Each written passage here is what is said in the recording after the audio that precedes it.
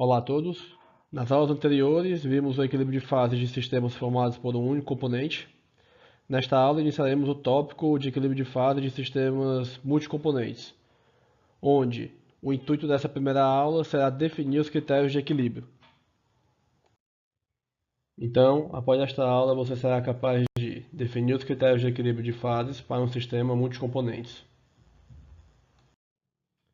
Bem, sabemos que a energia de Gibbs é uma propriedade termodinâmica extremamente útil para o tratamento do equilíbrio material.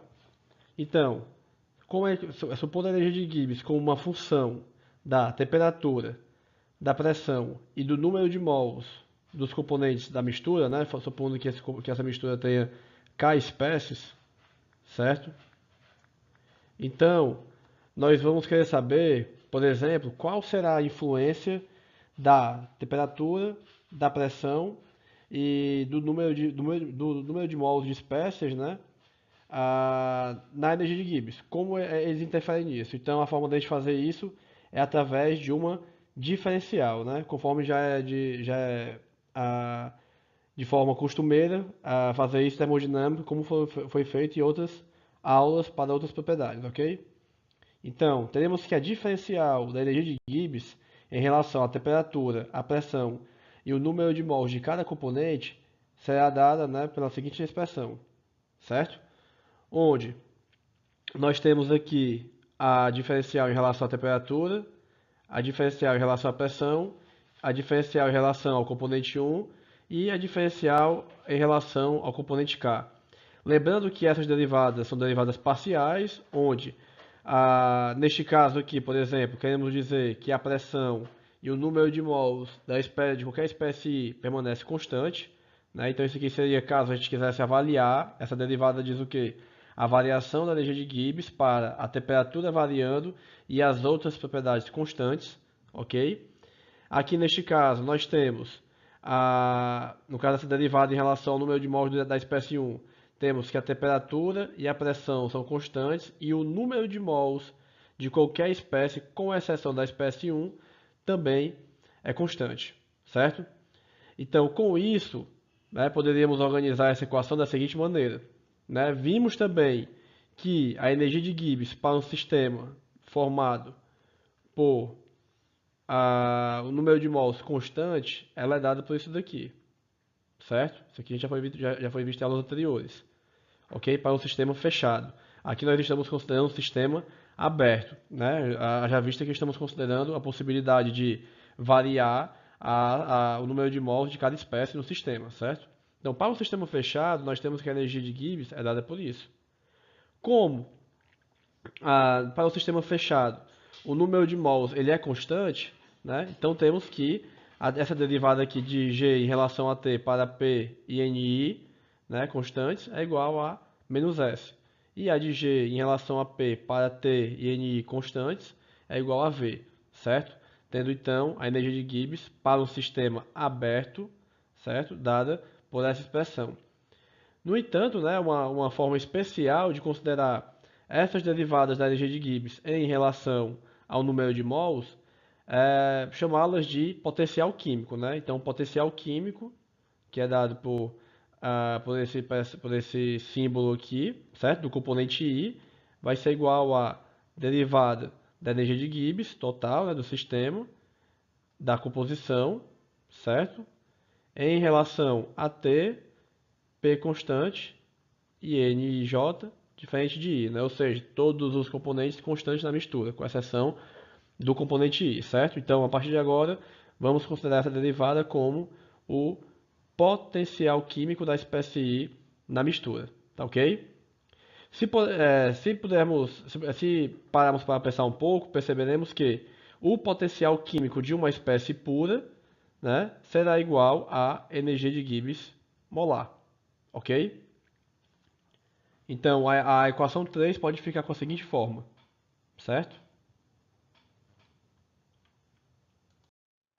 A partir da equação 4 e com as diferenciais determinadas em aulas anteriores, podemos achar uma relação entre a energia de Gibbs e as outras propriedades termodinâmicas para um sistema formado por uma única fase e aberto. como por exemplo, para a energia interna, para a entalpia, para a energia de Helmholtz, ok? Vamos aqui, por exemplo, fazer um exemplo para a entalpia. Eu sei que a energia de Gibbs ela é dada por G é igual a H menos TS, certo? E a diferencial de dG será igual a dH menos TdS menos SdT. Então, se eu substituir esta equação, né, encontrada no slide anterior, nesta equação aqui, certo? Eu vou encontrar essa relaçãozinha aqui da diferencial da entalpia em relação para um sistema aberto, certo? Ou seja, que pode trocar matéria, certo? Então, da mesma forma, eu posso chegar na expressão 5, na expressão e na expressão 7, tá bom? Isso é só para a gente ver a importância que tem o potencial químico, né? Então, o potencial químico ele consegue se relacionar com a, todas as outras propriedades termodinâmicas no caso de um sistema aberto, ok?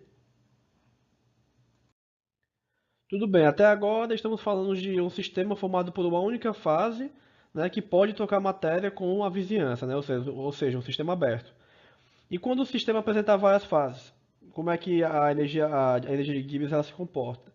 Primeiramente, sabemos que a energia de Gibbs, né, o diferencial da energia de Gibbs é dado por isso daqui, onde aqui nós estamos considerando esse alfa, né, como sendo a fase, ou seja, aqui é o diferencial da energia de Gibbs da fase alfa, onde nós temos aqui a entropia da fase alfa, o volume da fase alfa e os potenciais químicos, né, de cada espécie I, né, na fase alfa, ok? Sabemos que a energia de Gibbs é uma propriedade extensiva, certo?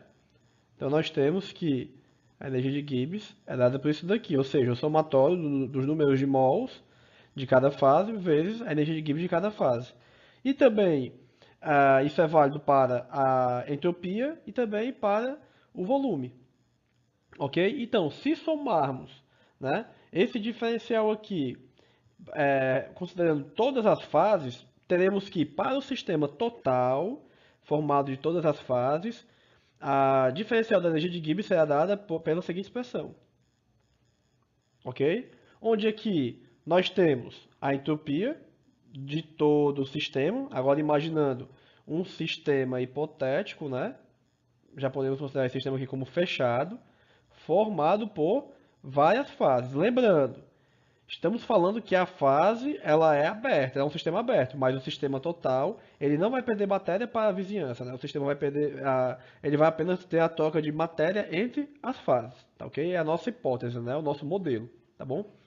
Então aqui nós temos, né, o somatório duplo, né, que vocês não precisam se assustar com isso. Aqui é apenas informando que nós estamos considerando, né, o potencial químico aqui de cada componente em cada fase, tá bom?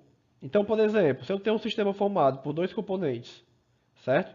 E duas fases, uma fase alfa e uma fase beta, eu vou ter que esse somatóriozinho aqui vai ser o quê? O potencial químico do componente 1 na fase alfa, vezes a diferencial dele, do número de mols, né? O do componente na fase alfa, certo? Isso aqui, mais 1 na fase beta, mais 2 na fase beta, certo? Pessoal, eu sei que isso aqui ainda está muito abstrato, tá bom?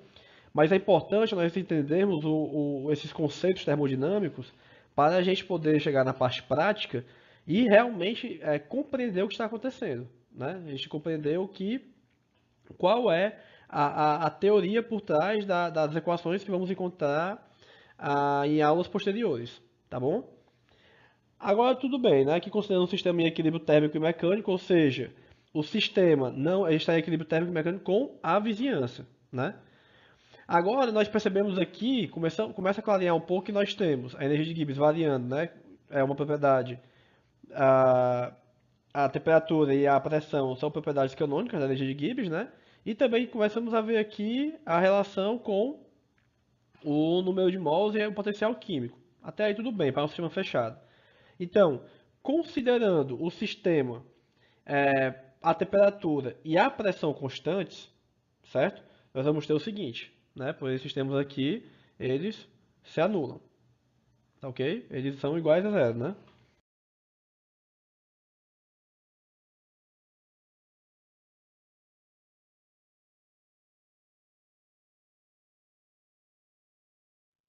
Agora vamos determinar os nossos critérios de equilíbrio material. Primeiramente, vamos supor um sistema fechado, formado pela fase 1, né, por uma fase 1 e uma fase 2, ok? E que não há, como o sistema é fechado, não pode haver troca de matéria do sistema para a vizinhança, apenas entre as fases, ok? Onde cada sistema, cada fase é um sistema, é um subsistema, né, aberto, certo? Vimos no slide anterior que para um sistema fechado, a temperatura e a pressão constante, nós temos que os potenciais químicos e as diferenciais do número de mols se relacionam da seguinte maneira, tá ok? Então vamos supor que para esse sistema aqui que nós estamos avaliando, nós tenhamos uma quantidade infinitesimal da espécie J indo da fase 1 para a fase 2, com as outras espécies, né, dos sistemas permanecendo com a mesma quantidade, apenas a espécie J indo da fase 1 para a fase 2. Então, aplicando a equação 11, nós teremos o seguinte, certo? Onde nós temos aqui o termo do potencial químico de J, né? Certo? Na fase 1 e aqui na fase 2. E fazendo o balanço balanço material, nós temos o seguinte, que a diferencial de J na fase 2 vai ser dado por menos a diferencial de J na fase 1, que nós podemos chamar aqui também de diferencial de J apenas. Substituindo isso na equação 12, nós vamos ter o seguinte, ok? Só que tem um detalhe, a diferencial de J não é nula, né? É muito pequena, é infinitesimal, mas não é nula. Então isso quer dizer que para a equação 13 ser zero, esse termo aqui tem que ser zero. Com isso, chegamos na seguinte conclusão, que no equilíbrio, né, no caso do equilíbrio, o potencial químico da fase do componente J na fase I teria que ser igual ao potencial químico do componente J na fase 2, né, na fase 1 e na fase 2. Então, esse aqui será o nosso critério de equilíbrio, o critério de equilíbrio termodinâmico. Ou seja, o sistema estará em equilíbrio, né, para a temperatura e pressão constante, ou seja, a temperatura e pressão já, o equilíbrio térmico e mecânico já atingido, quando os potenciais químicos dos componentes forem iguais em todas as fases, certo? Por hora, estamos considerando que todos os componentes estão presentes em todas as fases, tá bom? É muito importante a gente lembrar disso, que quando algum componente não estiver presente em uma das fases, nós teremos um outro critério, uma particularidade para esse caso específico, tá bom? E daqui eu acho que você já consegue imaginar como isso aqui, como esse conceito, como esse critério, ele pode ser útil para cálculos de engenharia, né? Cálculo de engenharia química. Por exemplo, sabemos que o potencial químico, certo? Ele é uma função da composição, né? Aqui eu tenho um vetor com as composições, né? Frações molares, da temperatura e da pressão. Então, por exemplo, em cálculos típicos de equilíbrio de fases, eu posso ter uma temperatura especificada, a pressão especificada, a temperatura especificada, algumas fases especificadas, e eu posso encontrar a composição das fases, né, a composição do equilíbrio.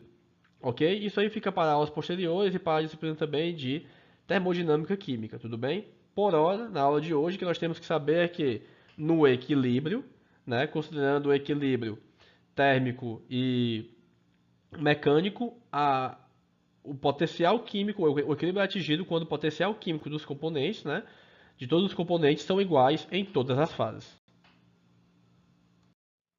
Agora vamos considerar o seguinte, um sistema fechado, formado pela fase 1 e pela fase 2, tendo uma quantidade, né, infinitesimal de J passando da fase 1 para a fase 2, ok? No entanto, isso seria um processo irreversível, certo? Com isso, nós teríamos que a diferencial para o sistema fechado, né, já vimos isso em aulas anteriores, seria dado por, diferencial da energia de Gibbs, seria dado por isso daqui. certo?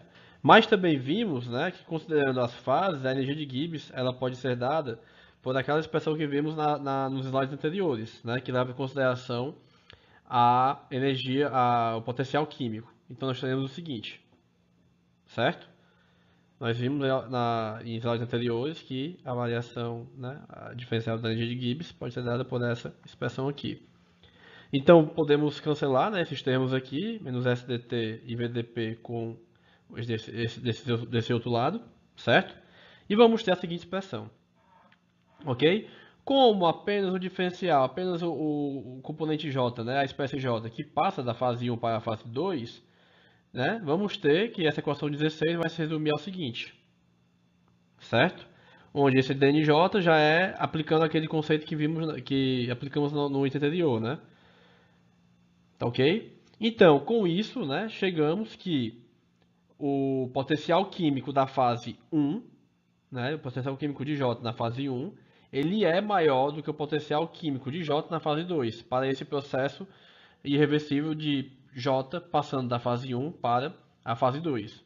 Ok? Então aqui conseguimos ver que, assim como a temperatura é a força motriz para o fluxo de calor, por exemplo, se a temperatura da fase 1 fosse maior do que a temperatura da fase 2, teríamos calor fluindo da fase 1 para a fase 2, né? Que aqui, e quando eles são iguais, nós teríamos o equilíbrio térmico. De forma similar também para a pressão, né? Se a pressão da fase 1 fosse maior do que a pressão da fase 2, a fase 1, né, aumentaria o seu volume comprimindo assim a fase 2, ok? E, de forma análoga, nós temos que, quando o potencial químico da fase 1, né, do componente J, por exemplo, for maior do que o potencial químico de J na fase 2, nós teremos o transporte de matéria, né, da fase do J, da fase 1, para a fase 2. Sendo então, assim, o potencial químico, né, a força motriz, né, a diferença de potencial químico, sendo a força motriz para o transporte de matéria entre fases, ok?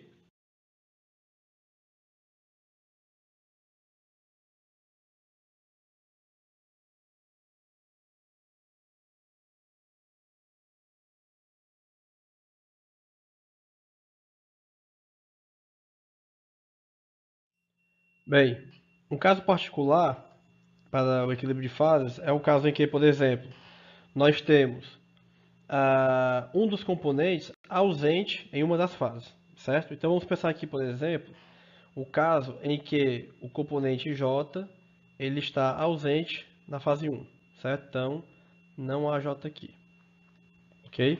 E supondo que o sistema esteja em equilíbrio. Então, em relação aos potenciais químicos de J na fase 1 e 2, nós podemos ter o seguinte: potencial químico de J na fase 1 igual ao potencial químico de J na fase 2. Lembrando, pessoal, que o potencial químico ele é uma função de T, P e das composições, hein? Então quer dizer o quê? Se a composição de J for zero, o potencial químico ele ainda é determinado, certo? Então, o potencial químico ele de J na fase 1, ele pode ser maior do que o potencial químico de J na fase 2, e o potencial químico de J na fase 1 pode ser menor do que o potencial químico de J na fase 2, certo? Então vamos analisar essas três hipóteses aqui, certo? Se os potenciais químicos são iguais, não teremos J indo da fase 1 para a fase 2, nem de 2 para a fase 1. Ok, né? Então isso aqui pode ser uma condição de equilíbrio termodinâmico, né? De equilíbrio material, certo? Já considerando que o sistema está no equilíbrio térmico e equilíbrio mecânico. Agora vamos pensar essa segunda hipótese aqui. Se o potencial químico de J na fase 1 for maior do que o potencial químico de J na fase 2, em tese, J iria da fase 1 para a fase 2. Só que como não há J na fase 1, certo? Então quer dizer o quê? Que o sistema vai permanecer como está, né? Não vai ter movimento de matéria, né? De J da fase 1 para a fase 2, né? Pois não existe J na fase 1. Então, isso aqui também pode ser um critério de equilíbrio para o caso de J não estando presente na fase 1, certo? Já por outro lado, esse último critério aqui, do potencial químico de J na fase 2 ser maior do que o potencial químico de J na fase 1, quer dizer, e como há J na fase 2, quer dizer que J estaria migrando da fase 2 para a fase 1. Portanto, esse critério aqui, obviamente, não poderia ser utilizado, certo? Então, para o caso de equilíbrio de fase em que o componente J está ausente da fase 1, nós teremos que o equilíbrio de fase pode ser dado pelo potencial químico de J na fase 1 ser maior ou igual do que o potencial químico de J na fase 2. Ok? Lembrando que, para o caso em que todos os componentes estão no sistema, né, estão em todas as fases, o critério utilizado será, né, a expressão 14, onde o potencial químico da espécie ele é igual em todas as fases, né, é o que a gente vai utilizar bastante daqui para frente, tá ok?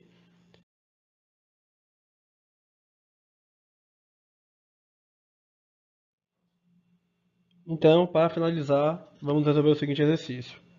Para cada um dos seguintes pares de substâncias, diga que substância tem o maior potencial químico ou se ambas as substâncias têm o mesmo potencial químico. Letra A. Glicose a 25 graus Celsius em 1 atm versus glicose aquosa, né, na fase aquosa, em uma solução aquosa insaturada a 25 graus Celsius e 1 atm, a 1 atm. Então vamos lá. Então a gente tem aqui, nesse caso, temos uma solução de glicose, né? E temos aqui, digamos, glicose no estado sólido, certo? E uma solução insaturada a 25 graus Celsius atm de glicose na fase aquosa, certo? Uma solução. Então quer dizer o quê? Se está insaturada, é porque eu ainda posso solubilizar glicose, né? A água ainda pode solubilizar a glicose, ou seja, a glicose pode ir do estado sólido ainda para o estado, né, para a solução aquosa. Então, a glicose no estado sólido, né, o potencial químico da glicose no estado sólido apresenta-se, ele é maior do que o potencial químico da glicose na solução, certo? E no caso de uma solução saturada, o que acontece? A solução saturada eu não vou ter mais, né, eu não tenho mais como solubilizar a glicose, porque ela já está no seu limite, né? Ou seja, já temos um equilíbrio entre a a glicose no estado sólido e a glicose, né, na solução. Então isso quer dizer que o potencial químico da glicose sólida será igual ao potencial químico da glicose em solução, certo? E no caso da solução supersaturada, o que acontece? O equilíbrio termodinâmico, né, ele tende a fazer a glicose passar da fase aquosa para a fase sólida, né, porque ela já está acima do seu limite, que é uma condição até, digamos assim, termodinamicamente instável, certo? Então, o potencial químico da glicose na fase aquosa, nesse caso, vai ser maior do que o potencial químico da fase sólida. Por quê? Porque a glicose vai tender a ir da fase aquosa para a fase sólida, certo? Lembrando, pessoal, que esse assunto aqui é mais uma introdução, né? Só para termos uma noção de como trabalhar com o conceito de potencial químico, né? Para equilíbrio de fases multicomponente. E nas próximas aulas veremos aplicações práticas, né, desse conceito, tá ok? Então, por hoje é só. Qualquer dúvida pode enviar para o meu e-mail ou então deixa aqui nos comentários abaixo, tá bom? Muito obrigado e até a próxima.